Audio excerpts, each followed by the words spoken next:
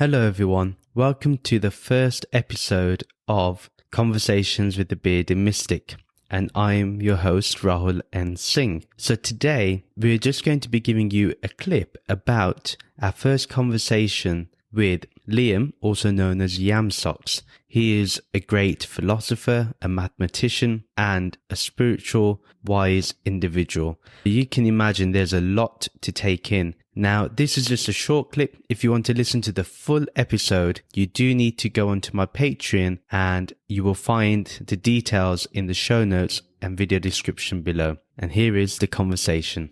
And so would you say that obviously your dad being agnostic and your mother having a number of differing practices, you mentioned how it helped you in carving a path, so to speak, for yourself, but what was the click that got you to share your message, say, on social media? Like, what was the turning point for you?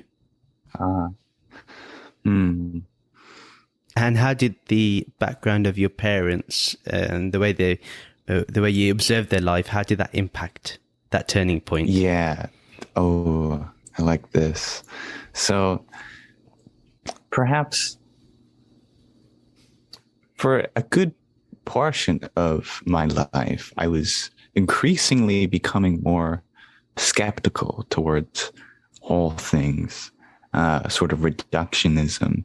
And my parents were well aware of this. And I'd begin to, of course, like all teenagers, question the authority of my parents, and especially the authority of their wisdom and their beliefs and whatnot. And I was slowly treading down a path of the sciences, which is quite interesting because neither of my parents had a preference for science in their lives. And as I continued down that path of sciences and theoretical mathematics, very precise sciences, it eventually led me through a strange series of events, like a lot of people, to Buddhism and Hinduism and things like that. And I began to practice meditation. And eventually, at some point, I had such a profound meditation that I picked up the phone, called my mom, and was crying. And I said, "It's all true. It's all true." And I think that was the turning point, if I had to pinpoint it. What I would like to ask is, what type of meditation did you do? I know that different meditations have different results and they all are valid, but what was that meditation that you did that was the turning point for you? I can really only speak from experience if this will generate similar effects in others, but the meditation that happened to me occurred on a walk home from a graveyard shift, stocking inventory. And it was such a bad timing, but almost perfect timing, because it took about 2 hours to walk home. Or I could wait there for an hour until the bus came, and then bus an hour home. And that would take about the exact same time. And so they gave me quite an interesting choice, whether I wanted to just sit still on a bench for an hour or walk for 2 hours. I feel like both are just this quite a choice to be made there. Anyway, I chose the walk home, and on the walk home there was this beautiful Gary Oak meadow, just the serene, the golden dawn of light shining through the trees and the branches. And upon a rock, sitting in a clearing, there was this magazine that said Union on it. And I thought, well, wouldn't that be a nice place to meditate? So I climbed to the rock, sat on it, and I just sat cross-legged on the mossy knoll. And all I did was focus on the breath. And as simple as that sounds, within maybe 15 or 20 minutes, a certain sensation started arising within my legs, as if this force had welcomed its way through my toes, up the soles of my feet and the calves, through to the thighs. And slowly from the very bottom of my spine upwards, my body was blending together. I couldn't feel the distinction between one leg or another. There was just body. That was it. That was my only appendage, was body. Mm. And as I started breathing, it would feel as though I was pulling on this force, this prana, some might call, upwards from around the stomach region to the base of the neck, in which it would flower outwards down the arms. And that's when I started getting freaked out. There was a lot of fear in my mind at that point. My heart felt like it were to burst. That fear took a hold of me, and it kind of killed the meditation. But what didn't stop was the persistence of that flame, that fire, that force, which was pervading my body. And it was quite terrifying because it would take hold of my arms and hands, and I could not move them. It felt like what I would imagine someone with ALS might feel, because there was this urge, this yearning to move the hand that I definitely have control over, but it was frozen in a mudra position. And that was quite interesting, because I didn't even start the meditation in a mudra, but somehow or another, I felt like I had been forced into a mudra, and I couldn't get out of it, even though I was no longer focusing on my breathing. And it took about 10 minutes for that to dissipate. But that sheer energy which I experienced proved to me that it was all real. And so I had to phone my mom shortly after getting home. Nice. That's incredible. So for me, listening to your experience is kind of like similar to what I had. I was walking down the road. I looked up into the sky, and I just felt oneness with it. And there was no separate me, and there's no separate sky or space. I could see the stars and the clouds, and yet there was an interconnectedness to everything at that time. And I felt the same, like elation, ecstasy, joy, tears rolling down my face. But as soon as it happened, I felt like I got out of it just as, like, literally it was very fleeting. But that was when I realized the importance of just meditating and actually having a practice, so I could work on that. But it was nice to have a little signpost, a little kind of sneak peek, a little teaser trailer, to say, you know what, there's something you can enjoy here. Why don't you take that opportunity? That's interesting how I think sometimes being in nature invokes this spirit of togetherness. I really love that you said that you automatically got yourself into a mudra. Did you have the vocabulary to express your experience, or was it after you read some of the scriptures that you then got the vocab to express it? That's a really interesting question. And it's interesting because I don't know. Like, there is a certain knowledge I have when it comes to terminology and vocabulary of these experiences described in Vedic scripture and the Upanishads, etc. But I don't remember ever reading them, at least not in this lifetime. And this confusion, it was further dampened in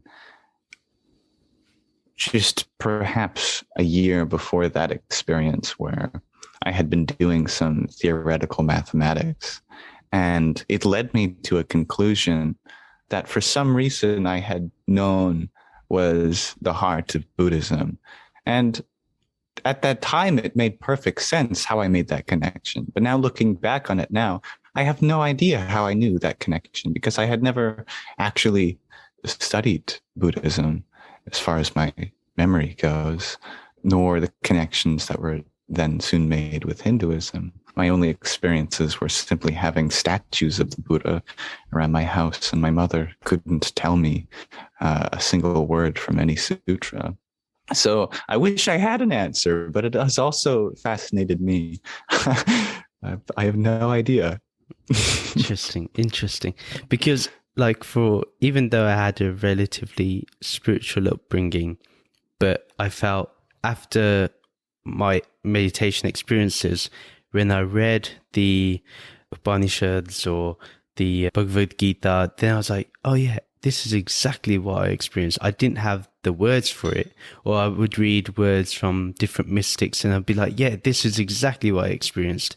But yeah, they just helped me give words to the experience that I had that I didn't previously. I couldn't express it before to anyone, but it helped me, which was nice to kind of say that I'm on the right path. Just keep going forward.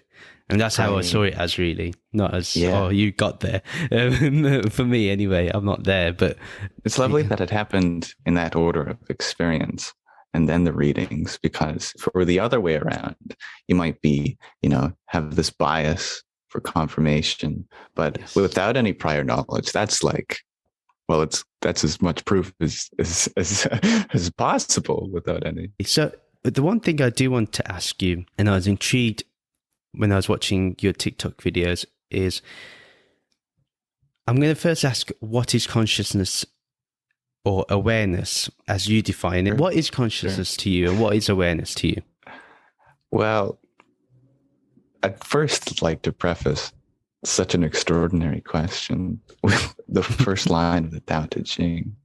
The Tao that can be told is not the eternal Tao. So any future words on the matter are simply only an expression and cannot contain the source of it itself. That said, that's enough to say, but I think it's important to answer, why is that the case? Why is it that consciousness, or the truth of the matter, cannot be expressed entirely? And I think it is not so different than how the natural states of any system can only be expressed by breaking the natural state. For example, the natural state of the sound system is silence, but silence can only be expressed by breaking silence. And blackness, the natural state of sight, can only be expressed by breaking blackness and shining light. You name any system, the natural state, in order to express it, talk about it, visualize it, it has to be broken, or maybe broken's not the right word, but expressed out of the natural state to express the natural state. And consciousness, of course, is our natural state, the essence of our being. And so in order to express or talk about what consciousness is, we have to break consciousness, or break it out of the natural state, and talk about things that aren't necessarily consciousness itself. So that is what I would say it is. It's the natural state. Interesting. So let me just go a bit more precise now. So what, if for a lay person, what is the natural state? Because for them, maybe, or for anyone that's not accustomed to the spiritual path, may think, well, the life they're living is the natural state. Going out, getting a job, or having desires. Is that the natural state? What is the natural state? Right. So let's do another example of a natural state. This one's for the more physically inclined, but I think it does make sense anyway. If we imagine the natural state of the physical world as vacuum, and we understand that vacuum or void or that space, all the same thing, just use different words, that spaciousness, absence, vacuum, that is the place in which all things arise from and back into. That space is the place in which particles forming the atoms and molecules and planets and stars form and eventually decay back into. It's the stage of creation, preservation, and destruction and stillness. And so when we ask, what is the natural state?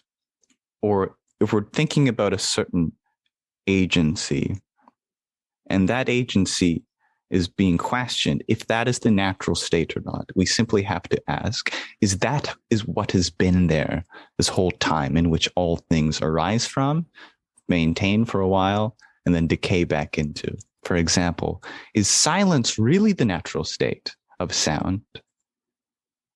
Well, it is the place which is always being returned to, and it is the place before sounds come. And so I think it would be under those criteria that silence is the natural state of sound. So for consciousness, perhaps it's a bit more difficult because those systems are still external to us, and we can mentalize external objects and cognize these things.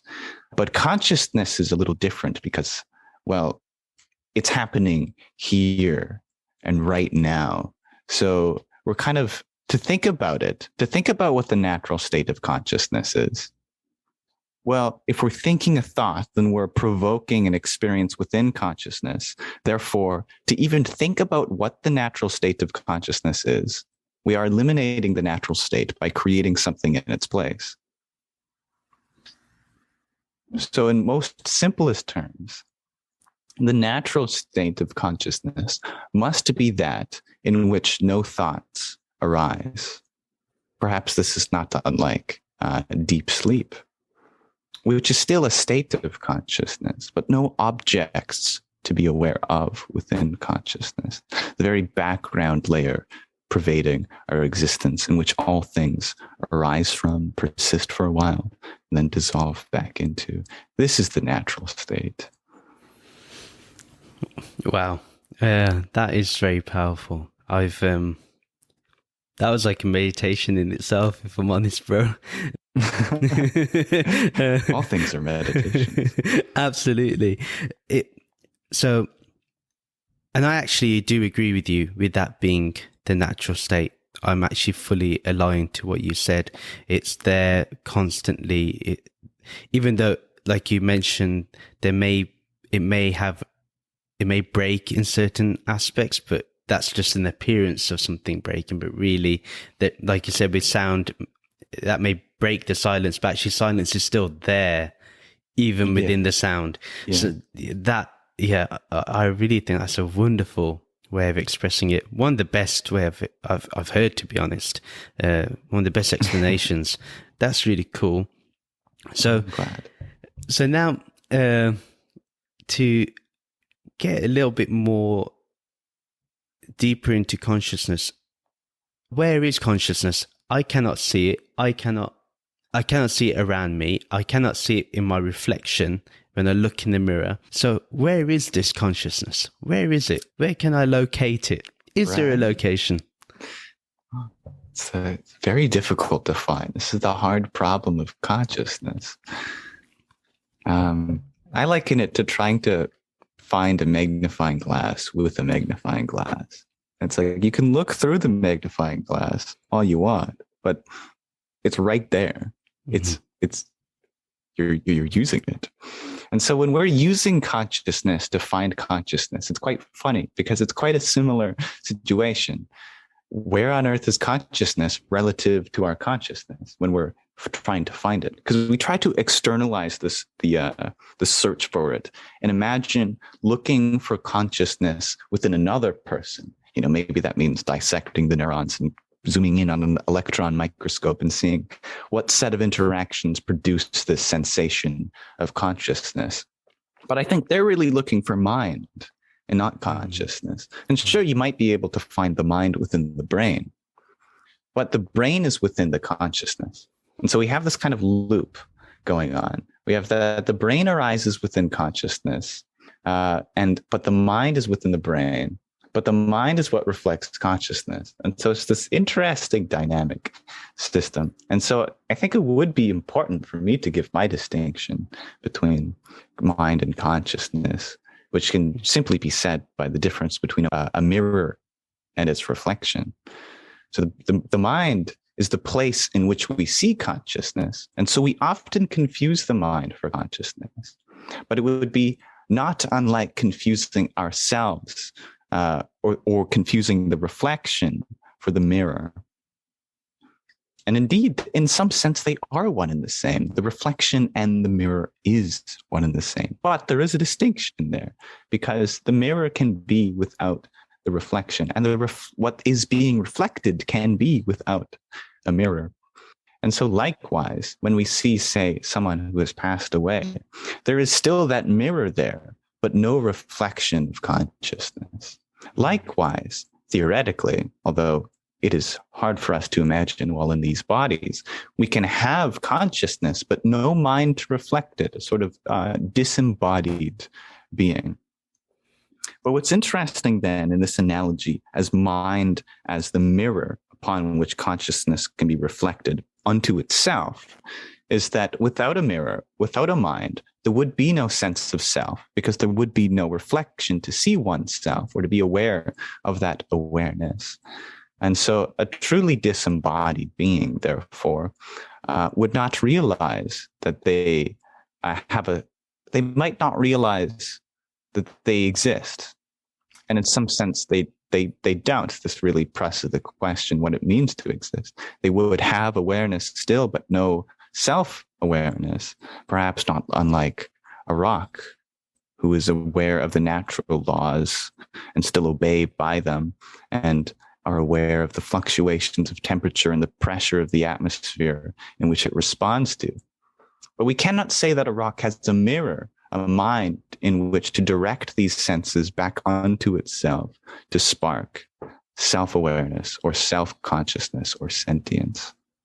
So the question of the matter is, where is consciousness? Well, we know the mind is in the brain. The mind is kind of the software upon the hardware that is the brain. But consciousness is reflected by it, thus pervades it. And so we cannot say for certain precisely where it is because, well, it doesn't occupy a place or a space or a time.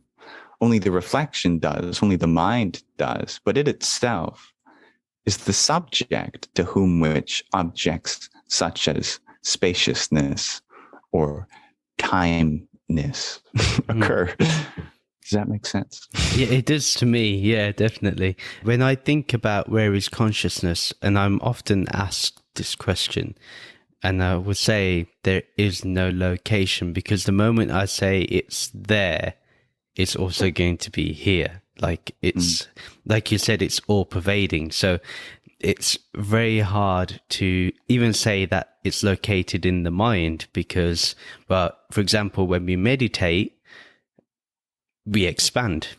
There is an expansion that goes on. So yeah. And then again, if consciousness is formless by definition, then